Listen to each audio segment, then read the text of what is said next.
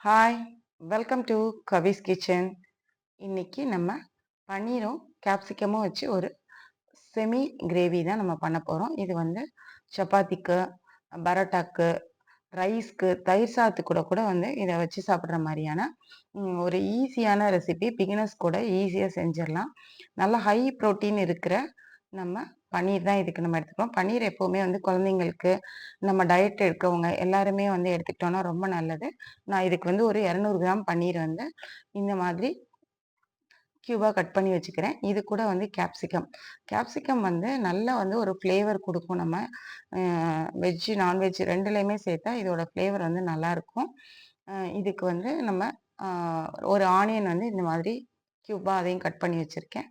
இது 3யும் போட்டு மிளகாத்தூள், மஞ்சத்தூள், சிக்கன் மசாலா, மல்லித்தூள், கரம் மசாலா தூள், இஞ்சி பூண்டு எல்லாம் போட்டு, இது கூட ஒரு தேவையான உப்பு போட்டு, ஒரு 1/2 மூடி லெமன் போட்டு, தண்ணியே இல்லாம இந்த மாதிரி கலந்து ஒரு 10 நிமிஷம் நம்ம வச்சுட்டு, ஒரு பெரிய வெங்காயம், ஒரு தக்காளி நான் எடுத்திருக்கேன்.